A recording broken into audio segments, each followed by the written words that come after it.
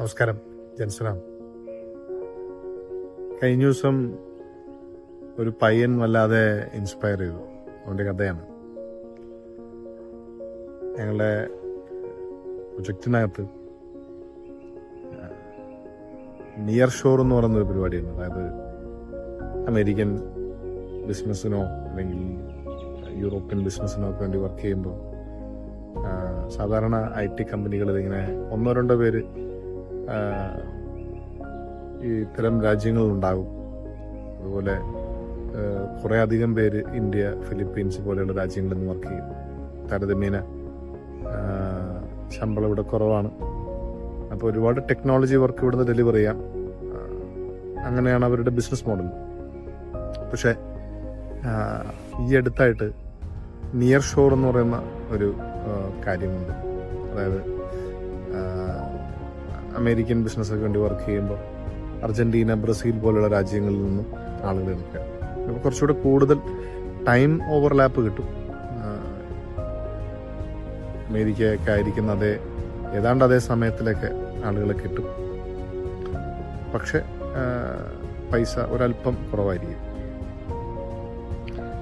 അപ്പോൾ ഇത്തരത്തിലുള്ള ഒരു കാൻഡിഡേറ്റിനെ എടുക്കാനായിട്ട് കമ്പനി ഞങ്ങളുടെ ടീമിനോട് ആവശ്യപ്പെട്ടു. അപ്പം അങ്ങനെ ഒരു ബ്രസീലിൽ നിന്നുള്ള കുറച്ച് കാൻഡിഡേറ്റ്സിനെ ഇന്റർവ്യൂ ചെയ്യണം. മാനേജ്മെന്റ് പ്രത്യേകം പറഞ്ഞിരുന്ന അവരുടെ ലാംഗ്വേജ് സ്കിൽസ് നന്നായിട്ട് അസസ് ചെയ്യണം. കാരണം ഒരുപക്ഷെ ഇംഗ്ലീഷൊക്കെ മനസ്സിലാക്കാനും സംസാരിക്കാനായിട്ട് വളരെ ബുദ്ധിമുട്ടായിരിക്കും. അതൊന്ന് സൂക്ഷിക്കണം എന്നും പറഞ്ഞിരുന്നു. അങ്ങനെ നമ്മൾ ആദ്യത്തെ കാൻഡിഡേറ്റിനെ അസസ് ചെയ്തു. വലിയ കുഴപ്പമില്ല, നല്ലൊരാളായിരുന്നു. നന്നായിട്ട് ഇംഗ്ലീഷും സംസാരിക്കുന്നുണ്ട്.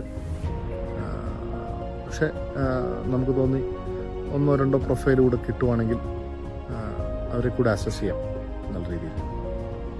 അങ്ങനെ രണ്ടാമത് ഒരു പയ്യനായിരുന്നു.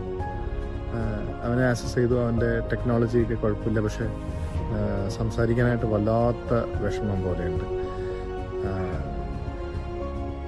അപ്പോൾ നമ്മൾ അതുപോലെ തന്നെ റിപ്പോർട്ട് ചെയ്തിരുന്നു. ഈ രണ്ടാമത്തെ പയ്യനെ ഇന്റർവ്യൂ ചെയ്തതിനിടയിൽ ഒരു ചോദ്യം ഇങ്ങനെ ഉണ്ടായി, എന്തൊക്കെയാണ് തൻ്റെ ഹോബി? അവൻ പറഞ്ഞു, ഞാൻ വായിക്കും. അപ്പോൾ ഒരു കൗതുകം, എന്ത് തരത്തിലുള്ള പുസ്തകമാണ് വായിക്കും? അവൻ പറഞ്ഞു, സ്പിരിച്വൽ ആയിട്ടുള്ള പുസ്തകങ്ങളൊക്കെയാണ് വായിക്കുന്നത്. അപ്പോൾ എനിക്കൊരു സംശയം, ഇങ്ങനെ ചിലപ്പോൾ ഒരുപക്ഷെ ചില ആളുകളെങ്കിലുമൊക്കെ വെറുതെ തട്ടിവിടും. അപ്പോൾ ഏത് ബുക്കാണ് അവസാനം വായിച്ചത്?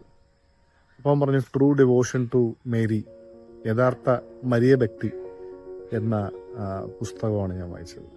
വല്ലാതെ ഇൻസ്പയർ ചെയ്തു. അപ്പോൾ മനസ്സിലിങ്ങനെ എനിക്കും മറിയത്തെ ഒരുപാട് ഇഷ്ടമാണ്. മനസ്സിലിങ്ങനെ വിചാരിച്ച് എനിക്ക് കിട്ടുവാണെങ്കിൽ നല്ലായിരുന്നു. പക്ഷെ ഒന്നും ചെയ്യാൻ പറ്റില്ല. കാരണം നമ്മൾ വളരെ ട്രാൻസ്പെറൻ്റ് ആയിട്ടും ഓണസ്റ്റ് ആയിട്ടുമാണ് വർക്ക് ചെയ്യേണ്ടത്. അപ്പോൾ കാരണം അവനോട് എനിക്കൊരു പേഴ്സണലായിട്ട് ഇഷ്ടം തോന്നി എന്നുള്ള കാരണത്താൽ മാത്രം അവനെ സെലക്ട് ചെയ്യാനായിട്ട് പാടില്ല. എന്തായാലും ഈ റിപ്പോർട്ടിങ്ങിനെ മാനേജ്മെന്റിന് കൊടുത്തു. കുറച്ചു ദിവസം കഴിഞ്ഞപ്പോൾ സീനിയർ മാനേജ്മെന്റ് ഇങ്ങോട്ട് വന്ന് പറഞ്ഞു, ഈ രണ്ടാമത്തെ പയ്യനെ എടുത്താൽ മതി. ഞങ്ങൾ അവനോട് സംസാരിച്ചായിരുന്നു, അത്രയും ലാംഗ്വേജ് ഒക്കെ മതി. ഒന്നാമത്തെ ആള് ഒത്തിരി ബജറ്റ് നമുക്ക് വേണ്ടി വരും, അത് തീരെ പറ്റത്തില്ല എന്നുള്ള രീതിയിൽ. അപ്പോൾ ഇതൊരു വലിയ അത്ഭുതമായിട്ടൊന്നും പറയുന്ന കാര്യമല്ല. പക്ഷെ ഞാൻ എൻ്റെ ഒരു പേഴ്സണൽ തോട്ട്സിൽ ഇങ്ങനെ എടുക്കായിരുന്നു. ലാംഗ്വേജിന്റെ പ്രശ്നം മൂലം പ്രൊജക്റ്റിലേക്ക് ഒരു കാരണവശാലും എടുക്കാൻ പറ്റാത്ത ഈ പയ്യനെ എങ്ങനെ ഈ ജോലി കിട്ടി? ഇതിലാര് ഇവന് വേണ്ടി ബാധിച്ചു? എനിക്ക് തോന്നുന്നത് പരിശുദ്ധ മറിയം തന്നെയൊക്കെ ആയിരിക്കണം. പാശ്ചാത്യ നാടുകളിലൊക്കെ എന്നിൽ തന്നെ, നമ്മുടെ ഇടയിലൊക്കെ തന്നെ വിശ്വാസമല്ലാതെ ഇടിയുന്നതിനിടയിലാണ് ഈ കൊച്ചു പയ്യൻ ഇങ്ങനെ ഈശോയുടെ കാര്യങ്ങൾക്ക് വേണ്ടി പള്ളിയിൽ പോകാനും കൊന്തയെല്ലാനും ഒക്കെയുള്ള കാര്യങ്ങൾക്ക് വേണ്ടി സമയം കണ്ടെത്തുന്നത്. ദൈവം ഇവർക്ക് വേണ്ടി വാദിച്ച് ഇവർക്ക് വേണ്ട കാര്യങ്ങളൊക്കെ നേടിത്തരിക തന്നെ ചെയ്യും. റോമക്കാരുടെ പുസ്തകത്തിൽ ഇങ്ങനൊരു വചനമുണ്ടല്ലോ, അവിടുത്തെ സ്നേഹിക്കുന്നവർക്ക്, അവിടുത്തെ പദ്ധതി അനുസരിച്ച് വിളിക്കപ്പെട്ടവർക്ക് അവിടുന്ന് സകലവും നന്മയ്ക്കായി പരിണമിപ്പിക്കുന്നു. നമുക്കും ഈ പയ്യൻ ഒരു മാതൃകയാവട്ടെ, ഒരു ഇൻസ്പിറേഷൻ ആകട്ടെ. ആമേൻ.